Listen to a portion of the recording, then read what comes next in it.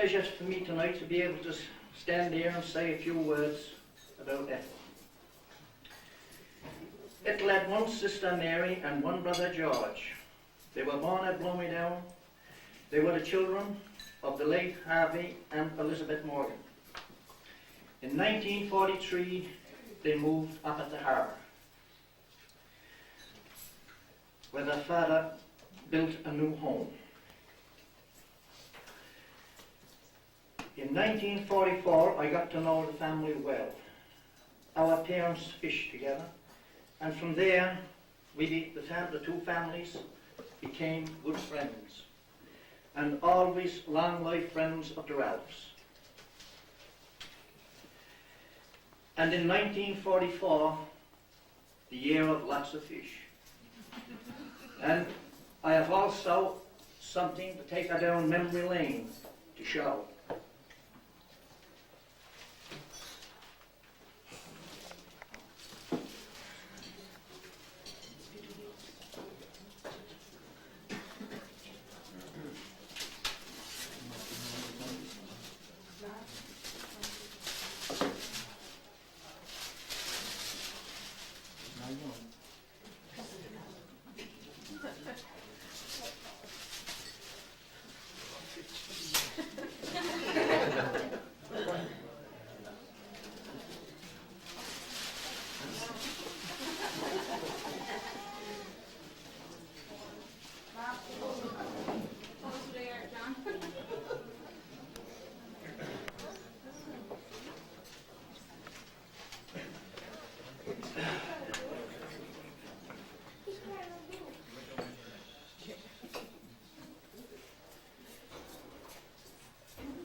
Ethel's mother passed away when she was a very young age.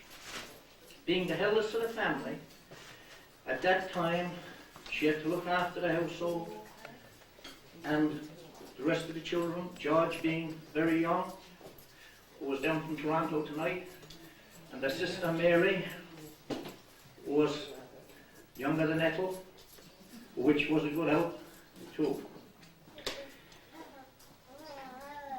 Ethel was still baking bread then, and it was much harder to do then than it is now.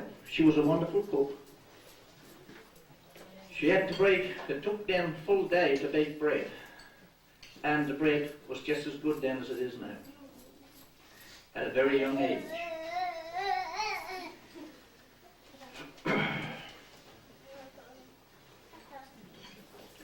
There was no electricity at those days. It was electricity, but no electric stoves, no washers. The way it was done 50 years ago, and before 50 years ago, it had to be all done by hand, clothes washed. It was there for to do it all. In 1945, me and George would be down around playing. Sometimes you see Clayton around. At our age then, thinking probably he was looking for a berth to go fishing. But we know he was going to the Labrador.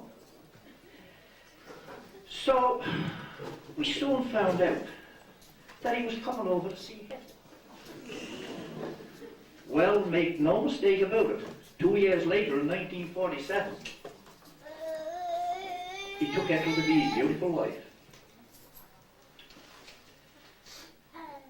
So, 2 years later they were married on December the 23rd. His wife, I remember, I was there. His wedding, I remember, I was there. 1947 was a big year. It was the 450th anniversary of Newfoundland. It was also the year the Queen was married at Prince Philip. So there was a lot of things happening. I won't forget the year of 1947. It was still lots of fish then.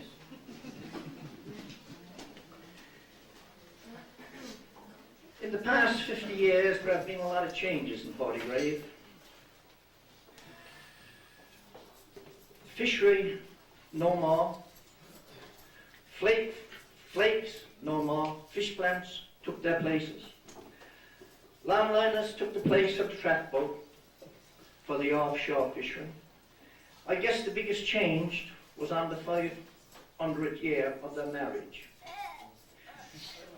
And the celebration of the Cabot 500, the 500th year, I will never forget.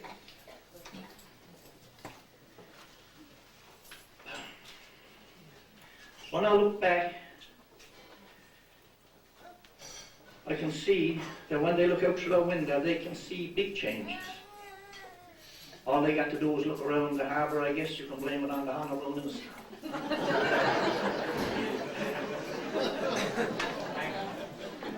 No more beach to go through, drive up on the back of the house. What else can you blame it on? No more caping to come in the beach there. Joyce cannot go down anymore to scrub the mats. A lot of things happen. Back in those days, it's a little story. I remember a story that I heard.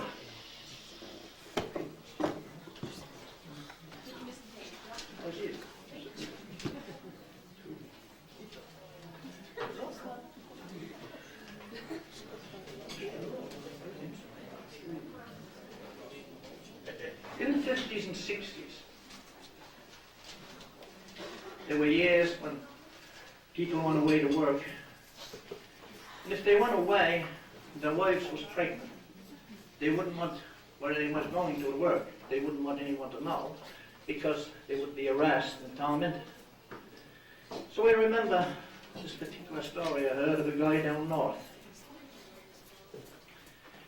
He was up in the lumber woods. When he left home, his wife was expecting a baby within the next 2 months. So he said to her, "Now whatever you lose, don't call and tell me that you had a baby, because I'll be drove clean off me head." "No," she said, "I won't. I won't call you." She said, "Well, I'll send a message." Now he said, "Don't tell him I got a baby." "No." She said, "I'll tell him I baked the cake." But it happened to be a twin, and it happened to be a girl and a boy. So then she had to tell him she had 2 cakes baked. One plain and one with nuts.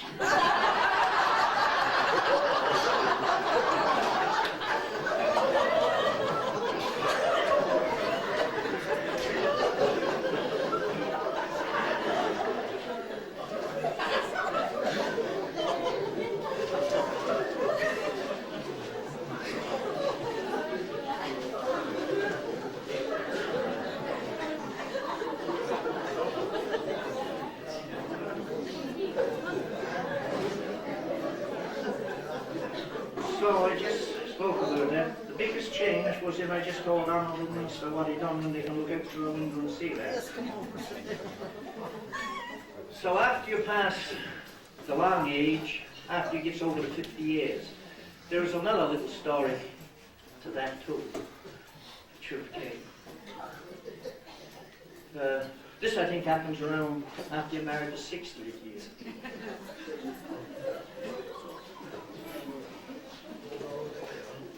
This is about a husband and wife getting ready to go to church.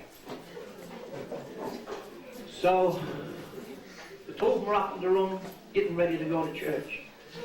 So anyhow, the man finally had an erection, which was very bad. So she said, "Come on, let's go to bed." "Oh, no," he said, "we got to go to church." "No," she said, "we're going to bed." "No, me mother," he says, "we're going to church." "My son," she said, "look, the church of God," she said, "will stand forever. But she said, he may never stand alone."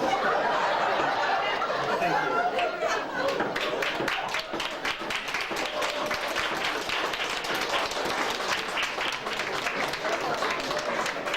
Thanks, only John. Thanks, only John.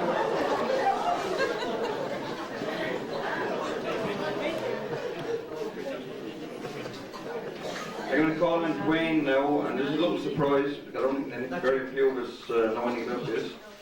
But this relates back to our Come Home Year celebrations this summer. And we can't go out of 97 without mentioning Come Home Here. And I think the most played song from the backyard was Coming Home in the Spring. I want to come home in the springtime. And Marjorie Tucker is going to sing, accompanied by Dwayne on the guitar.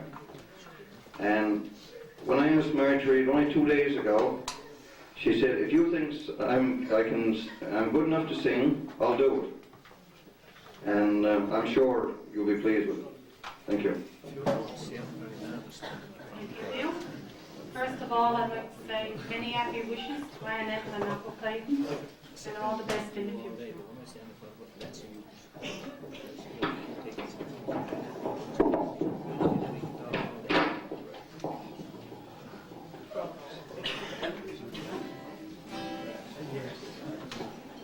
This is a song with a special dedication to Uncle George and Ann Carey, Ann Mary, and Ellen, Paul Crolligan, and any other visitors.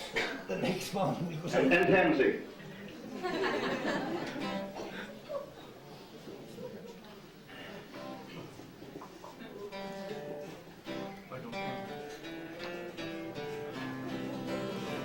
In a beautiful church in a village, a young happy couple were wed.